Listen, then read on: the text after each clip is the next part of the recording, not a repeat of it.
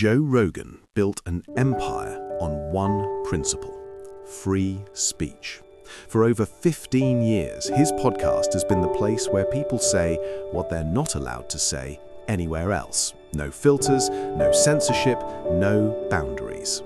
Until October 2023, when Conor McGregor walked into his studio in Austin, Texas, and said something that made Joe do the one thing he's never done before. He stopped recording, mid-conversation. The episode was never released, but 3 people who were in that room told the story. And what you're about to hear explains why Joe Rogan, the man who's interviewed presidents, scientists, and the most controversial figures on the planet, couldn't handle 15 minutes with Conor McGregor. This is what happened when free speech met someone who actually meant it. To understand why this conversation destroyed Joe Rogan's composure, you need to know 3 things. First, Joe Rogan's podcast, The Joe Rogan Experience, is the most influential media platform in the world. 300 million downloads per month, a $250 million Spotify deal, and a cultural impact that rivals mainstream news networks.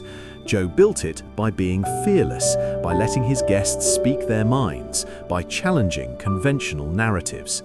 He's the champion of open dialogue. Second, Conor McGregor had been on the podcast twice before, in 2015 and 2017. Both times the episodes went viral, millions of views. Conor's charisma, his confidence, his ability to articulate his vision, it made for perfect content. Joe loved him, called him one of the smartest fighters he'd ever met.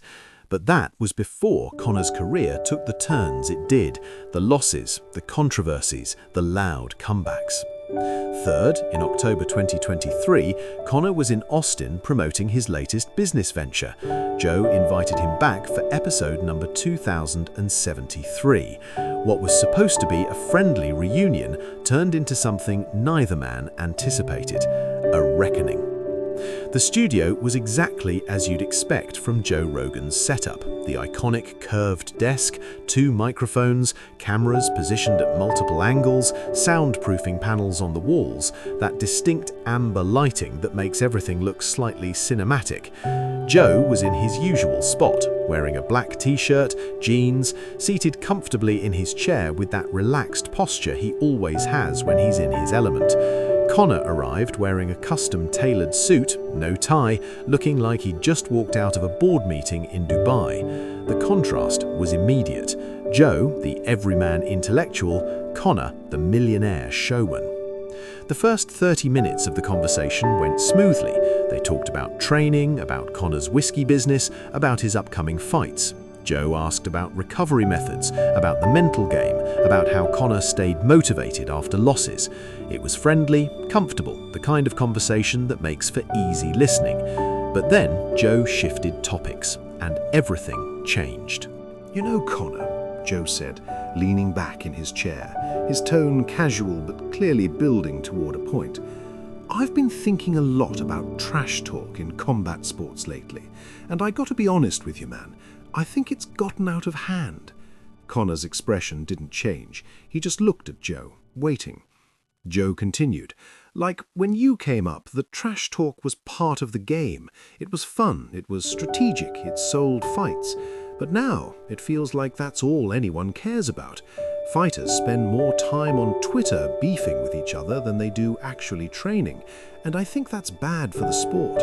I think fighters, real fighters, should let their performances speak for them. You know what I mean?" The room went quiet for a moment. Conor took a sip of his whiskey, placed the glass down slowly and leaned forward slightly. "So you're saying fighters shouldn't promote themselves?" he asked, his Irish accent thicker when he's being deliberate. No, Joe said quickly. "I'm not saying that. I'm saying there's a line. There's promoting yourself, and then there's being disrespectful, being loud just for the sake of being loud. Like, you don't see guys like Georges St. Pierre or Khabib running their mouths constantly. They just show up, they fight, they win. That's respect. That's how you build a legacy." Conor nodded slowly, as if he was considering Joe's point. Then he smiled. Not a friendly smile, but the kind of smile fighters wear when they've just spotted an opening. "Joe," he said, his voice calm but with an edge now, "that's an interesting perspective, especially coming from you." Joe's eyebrows raised slightly. "What do you mean?" Conor leaned back, getting comfortable, like a lawyer about to present evidence. "Well," he said, "let's talk about your show for a second. You've built this platform on the idea that people should be able to say whatever they want, right? No censorship, no limits, just open conversation. That's your whole brand. Free speech, honest dialogue. Let people speak their minds." Joe nodded. "Yeah, that's right."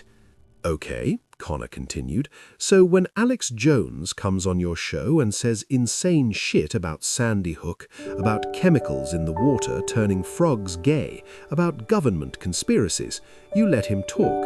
You don't cut him off, you don't tell him he's being too loud or disrespectful, you give him a platform." Joe shifted slightly in his seat. "That's different, Conor.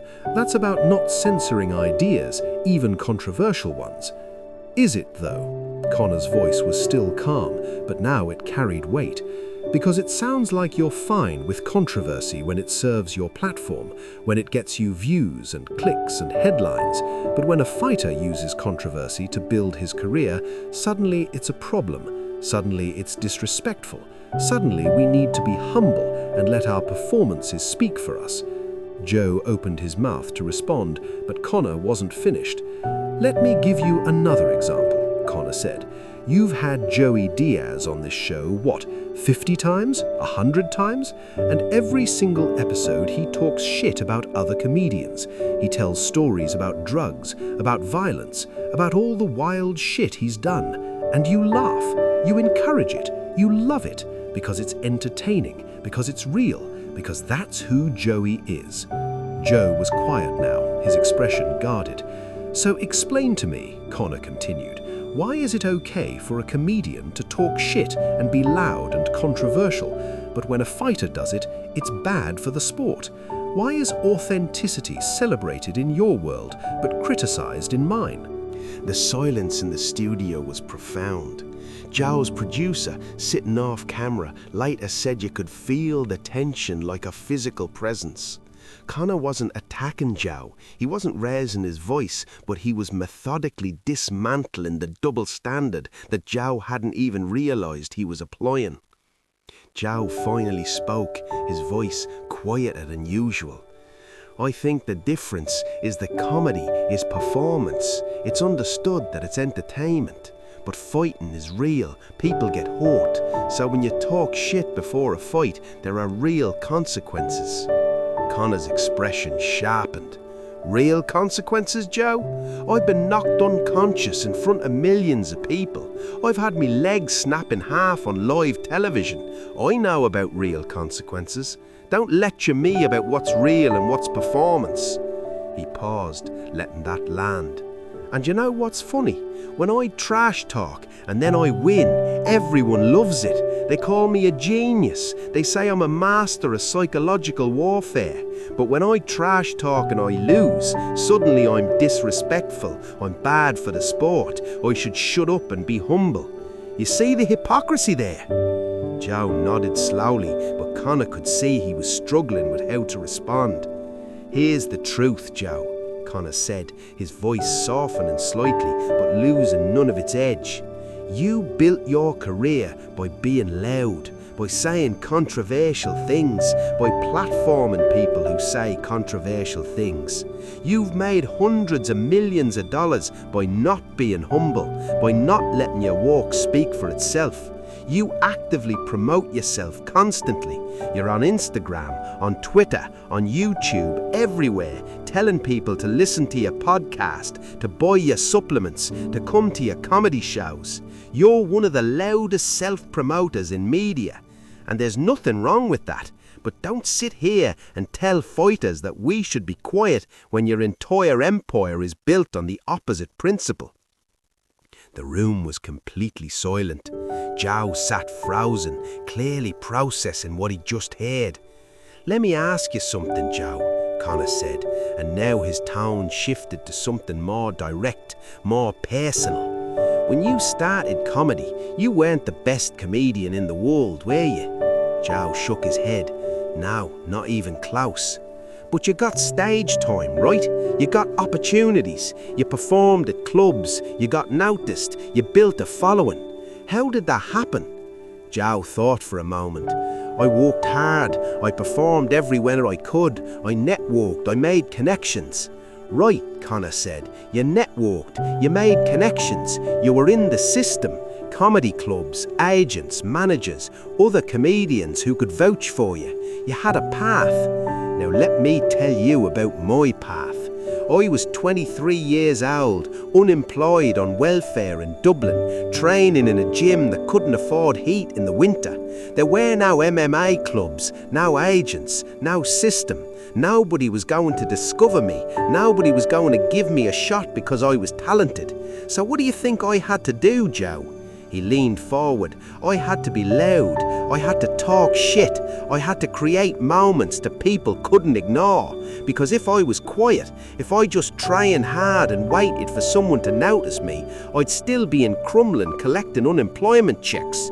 Trash talk wasn't a choice for me. It was survival. It was the only way to force the world to pay attention. Joe was listening now. Really listening, his earlier defensiveness replaced by something that looked like genuine consideration.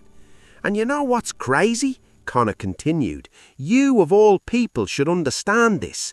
You literally talk for a living. Your entire career is based on your ability to articulate ideas, to be interesting, to keep people's attention for 3 hours at a time.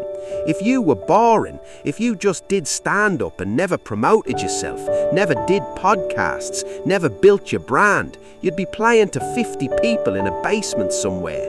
You understand the importance of voice.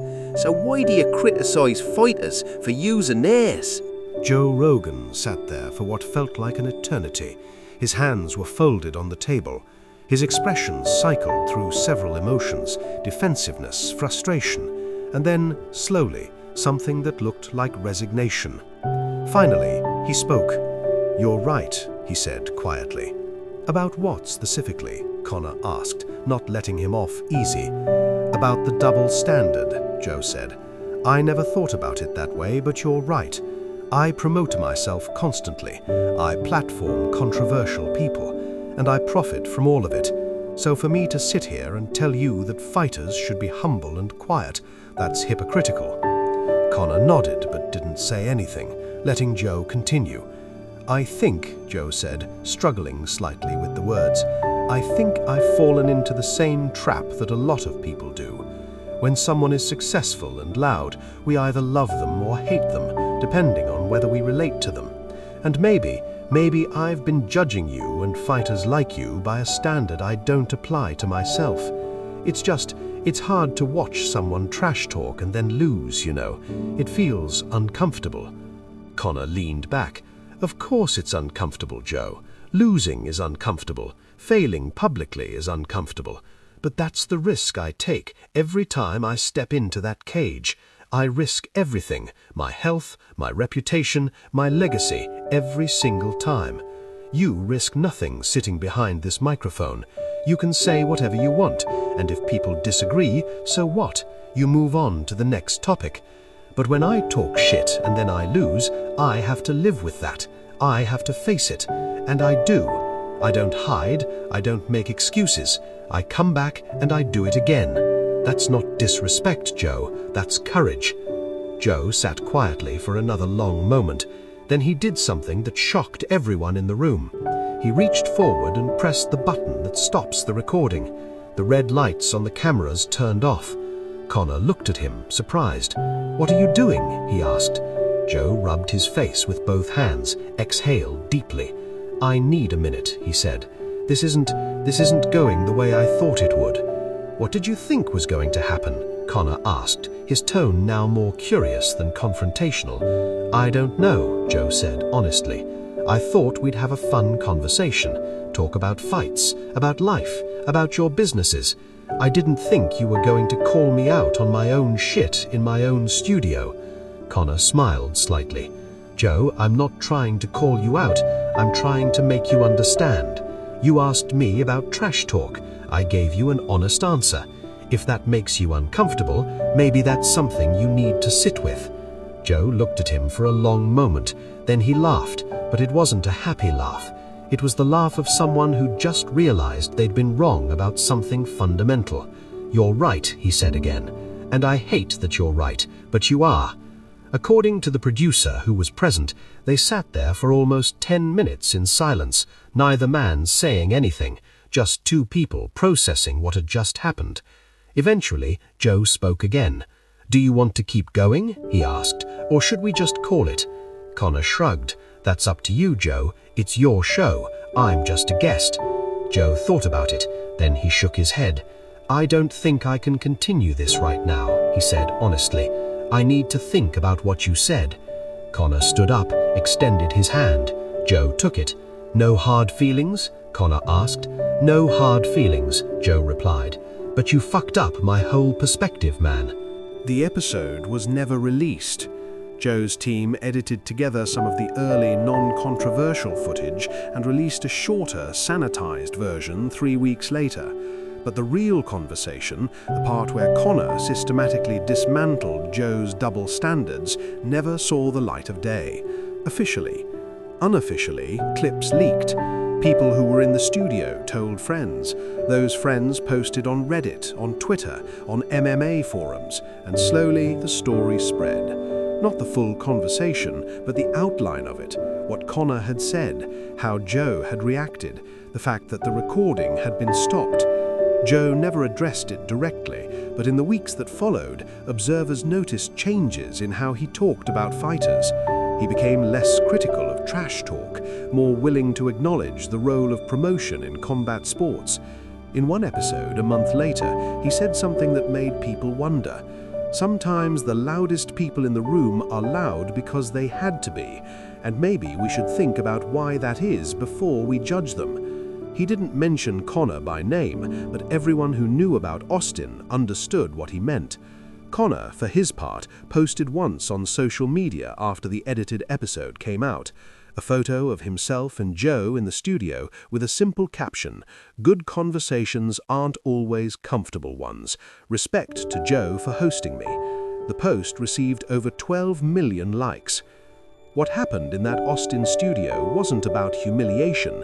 It wasn't about one man defeating another in an argument. It was about something more important, the recognition that we all have blind spots, that even the most open-minded people apply double standards without realizing it, and that sometimes it takes someone from outside your world to make you see what you've been missing. Joe Rogan built his empire on the principle of free speech, on giving people a platform to say things that might be uncomfortable or controversial. But when Conor McGregor used that same freedom to point out the contradictions in Joe's own thinking, it revealed something fundamental about human nature. We love free speech until it's directed at us. We love honesty until it makes us uncomfortable. We love controversy until we're the ones being challenged. Conor didn't go to Austin to destroy Joe Rogan. He went to have a conversation, but he refused to play the role that guests are supposed to play on podcasts, agreeable, entertaining, safe. Instead, he was himself, authentic, confrontational, unwilling to let a double standard slide just because it would make things awkward. And in doing so, he did something that very few people have ever done.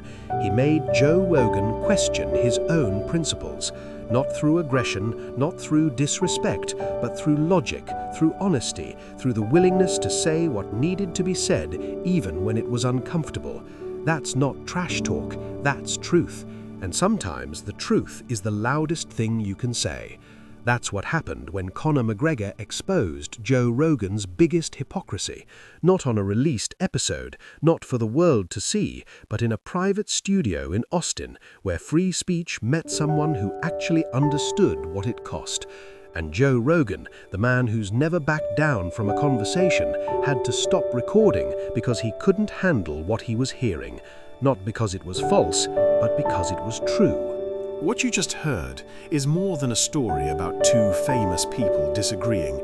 It's a reminder that the standards we set for others often reveal the standards we're unwilling to apply to ourselves. If this conversation made you think differently about authenticity, about promotion, about the price of having a voice, then share it. Because the world needs more people willing to say uncomfortable truths even when it costs them. Subscribe if you want more stories that challenge assumptions, that go beyond the surface, that show you the moments when legends get reminded they're human. And remember, being loud isn't always about ego. Sometimes it's about survival. And only the people who've had to be loud to survive truly understand the difference.